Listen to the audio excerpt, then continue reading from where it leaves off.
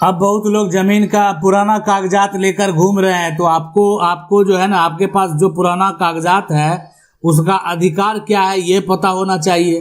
पुराना कागजात जो है उससे क्या आप जमीन का दाखिल खारिज करवा पाएंगे?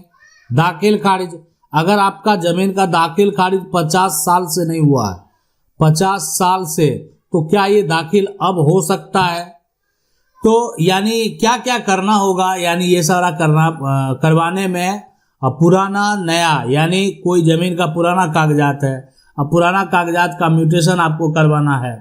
इसलिए कि देखें, दाखिल खारिज जो है यानी प्रक्रिया जो आप म्यूटेशन का बोलते हैं वो बेहद जरूरी प्रक्रिया है। और ये पुराना से पुराना कागजात के आधार पर म्यूटेशन कैसे करवाएंगे, क्या क्या करना पड़ेगा आपको, ये प्रोसेस जरूर समझ लें, ठीक है।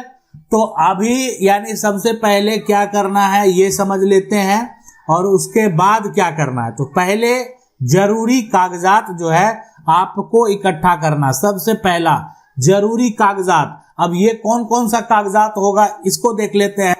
अरे दाखिल खारिज अगर कराएंगे, म्यूटेशन कराएंगे, तो जरूरी कागजात में जो सेल डीड है जिसको बोलते हैं जमीन की रजिस्ट्री, ये तो आपके पास ओरिजिनल होना चाहिए, ये होना चाहिए जमीन का जो है ना। उसके बाद अगर मान लेते हैं जमीन का सेल डीड ही है, लेकिन जिसके नाम से सेल डीड है वो हमारे दादा थे, जिसके नाम से सेल डीड है वो हमारी यह कह सकते दादी थी, जिसके नाम से सेल डीड है जमीन की रजिस्ट्री है वो हमारे पिता थे, लेकिन अब है नहीं है। तो नहीं है तो ये इसके लिए उनका यहाँ पर मृत्यु प्रमाण पत्र जरूरी है, मृत्यु प्रमाण पत्र जरूरी है, ठीक है। अब आप कौन हैं? आप जो है जिनका मृत्यु प्रमाण पत्र बनाए हैं उसके आप कौन हैं? आप कहेंगे हम तो उनका पोता हैं, आप कहेंगे हम तो उनका बेटा हैं। अरे हैं तो ये कौन बताएगा? ये बताएगा वंशावली, वंशावली बताएगा ये। तो वंशावली क्यों जरूरी है? अपना पहचान देने के लिए, आप कौन हैं, आप जो दावा करने के लिए आए हैं तो आप हैं कौन, ये पहचान देने के लिए वंशावली जरूरी है, ठीक है। अब देखें बहुत लोगों का जरूरी कागजात में जो होता है ना कि ये सारा कागजात था, म्यूटेशन नहीं हो रहा था, ठीक है, कोई कारणवश विवाद चल रहा था या जो भी चल रहा था, कोर्ट में मामला भी चला और कोर्ट केस का जो है आप जीत गए तो जजमेंट मिला होगा, तो जजमेंट की कॉपी बेहद जरूरी है, ठीक है। जजमेंट की कॉपी, कोर्ट का आदेश जो है वो मान्य है सबसे ऊपर।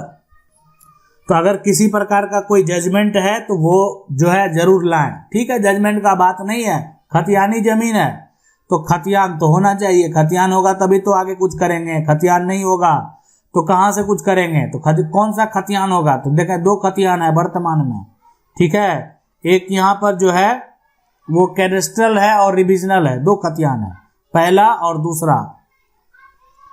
दोनों के बारे में डिटेल से जानना चाहते हैं तो आप जाएंगे और यहाँ पर खतियान के प्रकार प्लेलिस्ट में सर्च करेंगे, वहां पर जाकर देखेंगे, वहां पर हम आपको बताए हुए हैं और आगे भी बताते रहेंगे।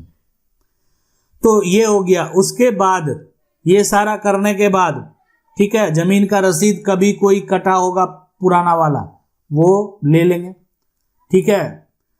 उसके बाद जो है ना अब ये पुराना रसीद आप दे रहे हैं सारा, तो अब क्या करना होगा? पुराना जो सारा दस्तावेज है, डॉक्यूमेंट है, जरूरत अगर पड़ता है ना तो हो सकता है शपथ पत्र भी लिया जाता है, ठीक है, जिसको बोलते हैं ना एफिडेविट। ये होता है कि भाई हम जो जानकारी दे रहे हैं ना वो सही दे रहे हैं, अगर किसी प्रकार की कोई भी त्रुटि पाई गई या इसमें गलत पाया गया उसका जिम्मेदार हम होंगे। अरे आपकी बातों को कोई स्वीकार करके और आपकी वंशावली को कोई स्वीकार करके आपके नाम पर जमीन दे रहा है तो इसका मतलब है कि आप सही जानकारी दे रहे हैं। नहीं देंगे, अगर गलत जानकारी देंगे तो उसका जिम्मेदारी आपको है। उसके बाद आपके ऊपर जो है ना जालसाजी, धोखाधड़ी, फर्जीवाड़ा का मुकदमा चलाया जाएगा और फिर जो तो ये क्राइम केस है तो जेल भी आपको जाना ही पड़ेगा। अब दूसरा यहाँ पर जो है आवेदन कहाँ और कैसे दें, ठीक है। तो देखें सबसे बड़ा जो है ना कोई भी जो आवेदन होता है वो आपका जो अंचल क्षेत्र है वहां पर देना होता है। अंचल में है ना, ये भी कह सकते हैं ये अंचल है, या उसको बोलते हैं तहसील। तहसील बहुत सारे राज्य में, तो अंचल और तहसील का जो यहाँ पर कार्यालय है वहीं पर देना, ठीक है। या आपका राज्य में ऑनलाइन पोर्टल अगर बना हुआ है, ऑनलाइन यहाँ पर पोर्टल, तो ऑनलाइन पोर्टल से डायरेक्टली घर बैठे आवेदन होता है म्यूटेशन कराने के लिए, दाखिल खारिज कराने के लिए, ठीक। और ऊपर में जितना डॉक्यूमेंट बोले इकट्ठा करने के लिए जो जरूरी लगेगा ये देना चाहिए वो देंगे, जो नहीं जरूरी लगेगा वो नहीं देंगे, तो डिपेंड करता है यहाँ पर। अब कोई डॉक्यूमेंट देखें जमा करना होता है ना, तो उसको 100 प्रमाणित कर दें, या जरूरत यहाँ पर देखें अगर कह दिया तो करना ही चाहिए, और अगर नहीं भी कहा तो भी कर देना चाहिए, ठीक है। इससे कोई ये नहीं है कि आप क्यों किए 100 प्रमाणित, है हम करने वाले थे, हम सिग्नेचर कर रहे हैं दस्तावेज पर, तो क्या दिक्कत है, कोई दिक्कत नहीं। तो ऐसा कभी नहीं कहा जाएगा आप क्यों कर दिए, लेकिन अगर कहा जाएगा कि नहीं आप प्रमाणित करके दीजिए 100 प्रमाणित, तो कर देंगे। जितना दस्तावेज आप अपलोड करेंगे पोर्टल पर उस पर सारा पर सिग्नेचर कर देंगे, ठीक है। तो ये सारा जो है आवेदन करने के बाद, सारा प्रक्रिया करने के बाद अब आगे जो होता है ना कि आपका जांच किया जाएगा, ताकि जांच करेगा ना कागजात जो दिए हैं वो सही दिए हैं नहीं दिए हैं, ठीक है। तो ये जो आपका अंचल और तहसीलदार का कार्यालय है वहां पर जो एक तरह से राजस्व रिकॉर्ड मौजूद है, वहां पर राजस्व रिकॉर्ड वहां पर उन लोगों को मिला हुआ पहले से कि किसका नाम दर्ज है राजस्व रिकॉर्ड में, ठीक है। और जितना भी खतियान बनाया सरकार के द्वारा वो सारा जो है राजस्व रिकॉर्ड में भेज दिया गया। देखें ये लोग के नाम पे जमीन है, और जितने लोग उससे जमीन का म्यूटेशन करवाए उनका नाम भी मेंशन कर दिया गया राजस्व रिकॉर्ड में। एक तो खतियान वाला लोग, दूसरा जो दाखिल खारिज कराया वो लोग। तो केवाला जब जमीन का होता है उसका भी जब म्यूटेशन आप कराते हैं तो राजस्व रिकॉर्ड में नाम दर्ज हो जाता है। जमीन का खतियान से लोग बंटवारा भी करते हैं तो भी राजस्व रिकॉर्ड में नाम दर्ज हो जाता है, ताकि भविष्य में अगर वो कोई दूसरा व्यक्ति म्यूटेशन के लिए अप्लाई करे तो ये देखा जाए कि किसी से ये मिलता जुलता है कि नहीं है। अब जिससे मिलता जुलता है उसका आवेदन जो है उससे संबंधित है या नहीं है। अब नहीं है तो अब मैच ही नहीं कर रहा तो रिजेक्ट कर दिया जाए, ठीक है। तो ये जांच करना जो है ना बेहद जरूरी है। और वहां पर क्या होता है, जांच करने के बाद अगर नहीं सही पाया जाएगा, यह होता है जांच करने के प्रक्रिया के क्रम में एक यहाँ पर ऐसे लोग आते हैं ना जिनको बोलते हैं कि ये अब जो है पूरा सब कुछ गड़बड़ा कर रख देंगे, और वो है आपत्ति देने वाले। अब आप म्यूटेशन के लिए अप्लाई किए और वो जाकर आवेदन दे रहे हैं, ऑब्जेक्शन लगा रहे हैं कि ये सही नहीं हो रहा है, ये गलत हो रहा है, मेरी जमीन है, मेरे पास पहले कागजात था, ये था, जो भी है ना। ये सच भी बोल ले जाते हैं लोग, ऐसा नहीं है। किसी का जमीन को गलत तरीके से भी कराया जाता है और झूठ भी बोल ले जाते हैं, यानी किसी को विवाद करना वो भी जाते हैं, दोनों लोग जाते हैं। तो आपत्ति दर्ज करा देने के बाद आपका म्यूटेशन रिजेक्ट हो गया। अब तो रिजेक्ट हो गया तो थोड़ा टेंशन तो होगा ही, जो म्यूटेशन के लिए अप्लाई किया उसको तो आगे समझना होगा, लेकिन फिर भी आपको घबराने की जरूरत नहीं है, क्योंकि यहाँ पर अब जो है नया मालिक को देखा जाता है, जिसका नाम जरूरत है उसका चढ़ाया जाएगा, जिसका जरूरत है उसको नहीं चढ़ाया जाएगा। तो ये जो है ना सारा विवरण देखा जाता है कहाँ से, जो खाता है, ठीक है, जो यहाँ पर जमाबंदी है, जो जमीन का खेसरा है, ये सारा जो है ना इंफॉर्मेशन, जहां पर आप ये कह सकते हैं ना कि जमीन का रिपोर्ट है, पूरा रिपोर्ट है, वहां पर ये देखा जाता है।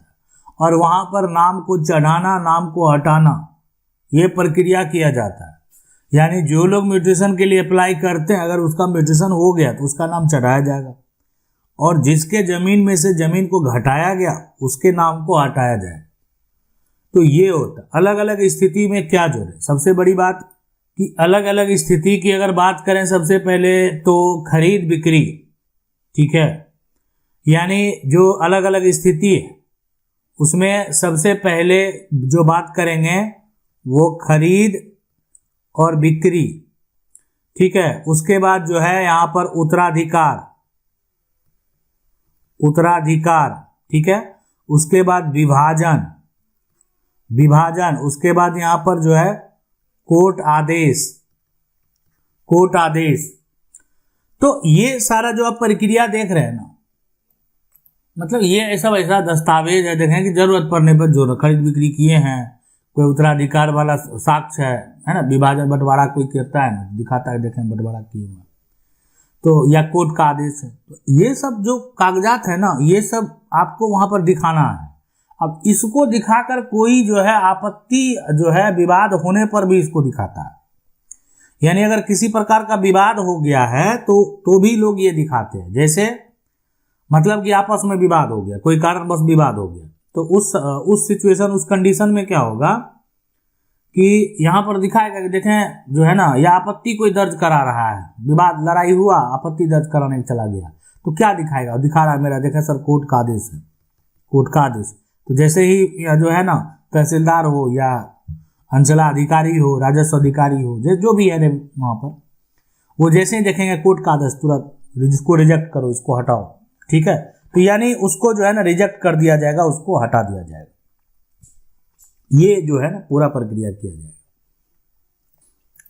बहुत लोग फिर भी नहीं समझ रहे होंगे अगर कि क्या ये प्रक्रिया जो हम बता रहे हैं, अगर आप उसको नहीं समझ पा रहे होंगे तो आप कमेंट करें और सरल तरीके से, और भी सरल तरीके, ऐसा तरीका जो आप समझ जाएंगे क्या होना है, क्या होगा।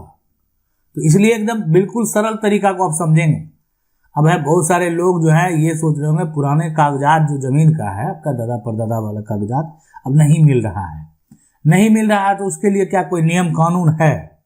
पुराना कागजात अगर नहीं मिलता है तो एक तो सबसे पहले यहाँ पर जो है वो तो गुमशुदा हो ही गया है, ठीक है। तो इसका जो है आप अपना जो राजस्व कार्यालय है ना, राजस्व का जो कार्यालय है या जो रजिस्ट्री का यहाँ पर कार्यालय, दोनों का जो ऑफिस है ना, ऑफिस है, तो वहां पर जाकर आपको क्या करना है, अपना जो पुराना कागजात है, ओल्ड डॉक्यूमेंट है, उसको निकलवाना है वहां पर जाकर, ठीक है, जो रेवेन्यू कार्यालय, रेवेन्यू ऑफिस है। अब है कि वहां पर डिटेल आप निकलवाएंगे, निकालने का प्रयास करेंगे, इसलिए पुराना कागजात नहीं मिल रहा है तो खोजने का प्रयास करेंगे। अगर कभी उसका जमीन का कोई लगान कटा होगा, है ना, दादा परदादा बहुत पुराना कटवाए होंगे, तो उसका नकल जो है निकालने का प्रयास करेंगे, जो है ना, को जो कर दिया होगा। तो ये जो है, या आपका पोजीशन बरकरार है तो कब्जे के साथ भी आपको जो है यहाँ पर कब्जे के साथ जो है, तो पुराना कागजात जो है मान लेते हैं ये अब नहीं है तो कब्जे के साथ साथ देना होगा कि देखें ये है और मेरे पास पहले ये जमीन का लगान हमारे पूर्वज जो दिए थे घर में मिला है। उसके बाद जो है वंशावली के साथ गवाह जो है, ये पूरा प्रक्रिया है, ये प्रक्रिया को नहीं बदला जा सकता, ठीक है। इससे जो है ना कोई किसी का जमीन जो है इसे अपने मन से नहीं ले सकता। कागजात नहीं है तो इसका मतलब ये नहीं है, कागजात नहीं है, अब कोई दूसरा व्यक्ति जमीन का मालिक होगा तब तो कागजात लाएगा। कागजात नहीं मिल रहा तो इसका मतलब उस व्यक्ति का ऐसा नहीं जमीन नहीं है। तो इसलिए समझना, पूरा प्रोसेस को जानना बेहद जरूरी है। अब है कि अगर आप इसको और सरल भाषा में समझना चाहते हैं तो आप कमेंट करें, और सरल तरीके से बताएंगे। एक ग्राफिकल तरीके से समझना चाहते हैं उस तरीके से भी बताएंगे। आपके समस्या का हल जो है किसी भी हालत में होगा। आशा करते हैं वीडियो अच्छा लगा होगा। वीडियो को लाइक जरूर कर दें। चैनल को पहली बार देख रहे हैं, सब्सक्राइब करके जो बेल आइकन है उसको जरूर दबा लें। मिलते हैं अगले वीडियो में, तब तक के लिए जय हिंद।